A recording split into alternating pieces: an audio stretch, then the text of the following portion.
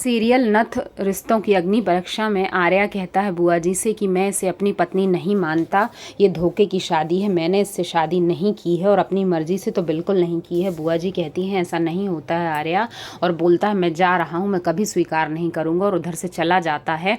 बुआ जी की बात बिल्कुल नहीं मानता और देखते रह जाती हैं बुआ जी। और गोपी भी परेशान हो गई है, लेकिन बुआ जी उसे कहती हैं रुक जाओ, मैं बात करती हूँ, तुम परेशान मत हो। यहाँ पे तीनों बहुएं कहती हैं कि ये क्या है, जब ससुर जी को मंजूर नहीं है शादी तो बुआ जी क्यों पीछे लगी हैं।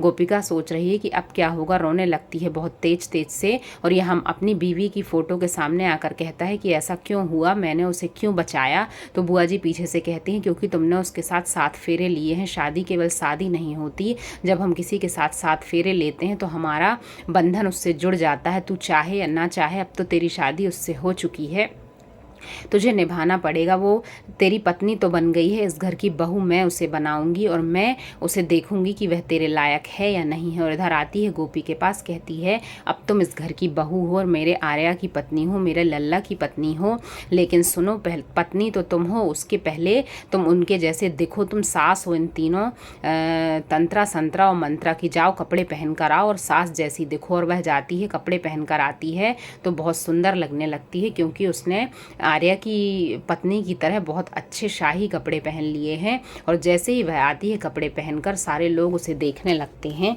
तीनों बहुएं भी उसे देखने लगती हैं। बुआ जी कहती हैं सुनो अब तुम्हें काम भी सास वाले करने हैं।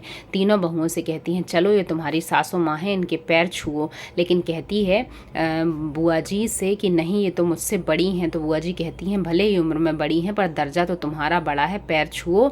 और छूने ही पड़ेंगे, नहीं घर से बाहर निकल जाओ। फिर तीनों बहुएं पैर छूती हैं और बुआ जी के कहने पर आशीर्वाद देती है गोपी तीनों बहुओं को।